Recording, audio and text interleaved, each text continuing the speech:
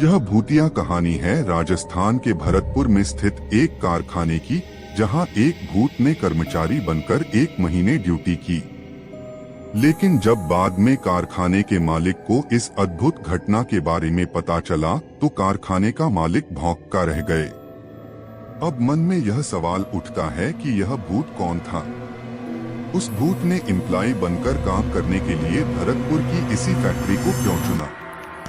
उस भूत का इस फैक्ट्री से क्या संबंध था? क्या इस फैक्ट्री पर पहले से ही भूत का साया था? लोग बताते हैं कि फैक्ट्री के मालिक ने उस भूत का वेतन भी दे दिया। इस कहानी में जानेंगे वह किस तरह।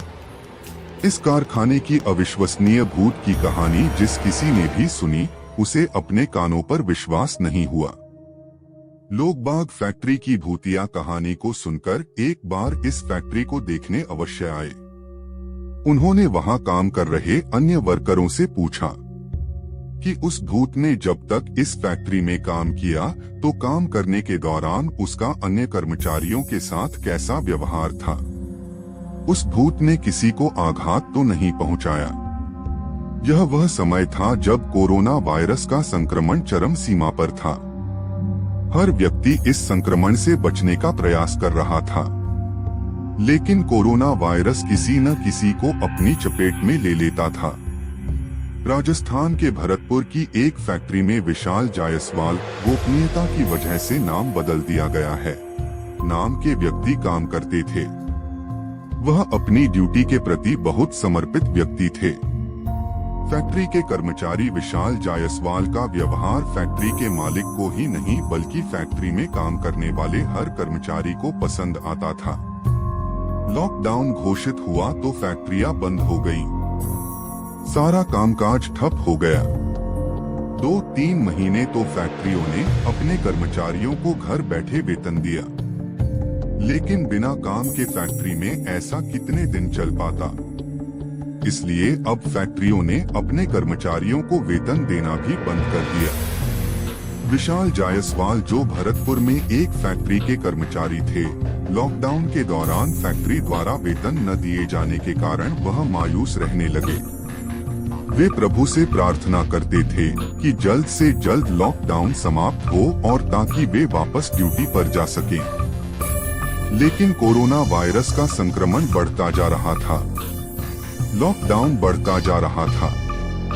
इस बीच एक दुर्भाग्यपूर्ण घटना घटी। फैक्ट्री में काम करने वाले विशाल जायसवाल कोरोना संक्रमण से पीड़ित हो गए और बहुत कोशिशों के बावजूद उन्हें बचाया नहीं जा सका। विशाल जायसवाल की फैक्ट्री में यह बात पहुंचा दी गई कि उनके यहां काम करने वाले कर्मचारी विशाल जायसवाल की मौत हो चुकी है।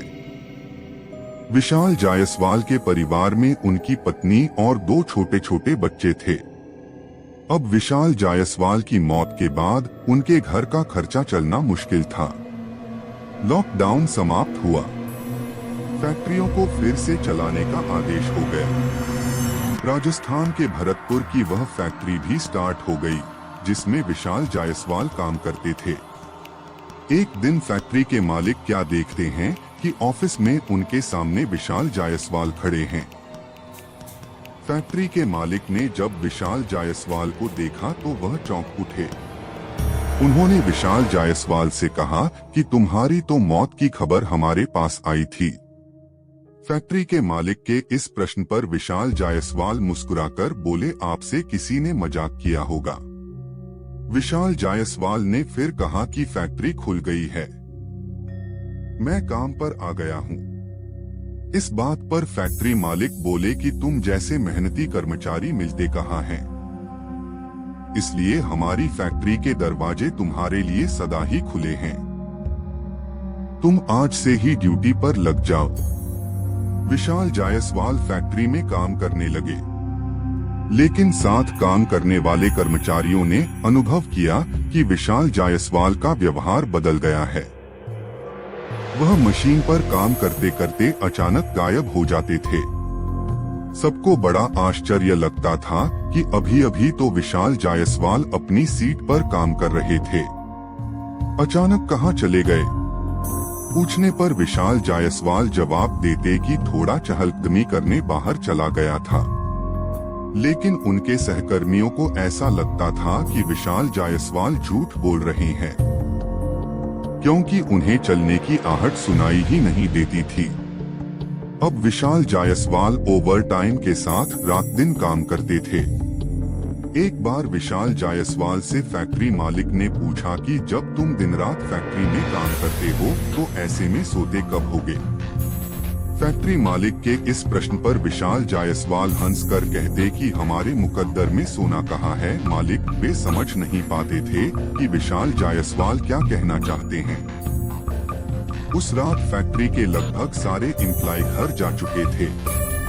विशाल जायसवाल ओवरटाइम कर रहे थे कि फैक्ट्री का चौकीदार किसी काम से अंदर आया। उसने देखा विशाल जायसवाल जिस सीट पर बैठते हैं वहां एक जीर्णशीर्ण अवस्था में कोई अजनबी सा आदमी बैठा नजर आ रहा था। यह देखकर फैक्ट्री का चौकीदार बहुत तेजी से चिल्लाता हुआ बाहर की तरफ भागा और फैक्ट्री के मालिक को अंदर लेकर आया। फैक्ट्री के मालिक जब उस चौकीदार के साथ अंदर आए तो उन्होंने देखा कि विशाल जायसवाल अपनी सीट पर बैठे काम कर रहे हैं। यह देखकर फैक्ट्री के मालिक ने चौकीदार को बहुत डांटा और उन्होंने उससे कहा कि कैसी उल जलूल बातें करने लगे हो, क्या नशा करने लगे हो, कहाँ है वह अजनबी? इस पर तो विशाल जायसवाल काम कर रहे हैं। अब चौकीदार ने सोचा शायद उसकी आंखों का भ्रम होगा। फैक्ट्री में 1 महीना काम करने के बाद विशाल जायसवाल ने फैक्ट्री आना बंद कर दिया। वह अपनी सैलरी भी नहीं ले गए थे। फैक्ट्री के मालिक उनसे मोबाइल से संपर्क करने की कोशिश करने लगे, लेकिन विशाल जायसवाल द्वारा दिए गए नंबर पर कोई भी फोन उठता ही नहीं था। तब फैक्ट्री के मालिक ने सोचा कि विशाल जायसवाल बीमार होंगे, इसीलिए फैक्ट्री नहीं आ रहे हैं। इसलिए उन्होंने सोचा कि घर जाकर उनका हालचाल भी पूछ लूं और उनका 1 महीने का वेतन भी दे आऊं। फैक्ट्री के मालिक जब विशाल जायसवाल के घर पहुंचे तो उनके घर जाकर उन्हें जो कुछ पता लगा उसे जानने के बाद में वे पसीने पसीने हो गए। विशाल जायसवाल के घर जाकर पता चला कि उनकी 3 महीने पहले ही मौत हो चुकी है। फैक्ट्री के मालिक को तो विशाल जायसवाल की पत्नी की बातों पर विश्वास ही नहीं हो रहा था। फैक्ट्री के मालिक ने विशाल जायसवाल की पत्नी को जब बताया कि उनके पति पिछले 1 महीने से फैक्ट्री में काम कर रहे थे तो वह आश्चर्य में पड़ गई। वह सोच रहे थे कि आखिर वह कौन था जो विशाल जायसवाल के रूप में उनकी फैक्ट्री में काम कर रहा था। जब उन्होंने मन में सोचा कि हो न हो विशाल जायसवाल का भूत होगा, यह सोचकर वो अंदर तक हिल गए। फिर उन्होंने अपने आप को संभाला। फैक्ट्री मालिक ने विशाल जायसवाल की पत्नी से कहा कि बात कुछ भी हो लेकिन विशाल जायसवाल ने ड्यूटी टाइम ही नहीं बल्कि ओवर टाइम भी काम किया है, इसलिए उनका वेतन आप ले लीजिए। फैक्ट्री मालिक ने विशाल जायसवाल का वेतन ओवर टाइम मिलाकर कुल 50,000 रुपए उनकी पत्नी के हाथ में रख दिए। विशाल जायसवाल की पत्नी की आंखों से आंसू बह निकले। वह यह सोच रही थी कि एक दिन मैं बच्चों से बातें कर रही थी कि काश हमारे पास 40-50 हजार रुपए होते तो घर में ही छोटी मोटी दुकान खोल लेते। उस दिन उनके पति विशाल जायसवाल की आत्मा यह बात सुन रही थी, इसलिए 50,000 रुपए की व्यवस्था करने के लिए उनके पति ने मौत के बाद भी फैक्ट्री में काम किया ताकि उनके परिवार को सहारा मिल सके। अगर आपको यह जानकारी जानकर अच्छी लगी हो तो हमारे चैनल को आप लाइक, शेयर, कमेंट और सब्सक्राइब जरूर करें भाई। धन्यवाद।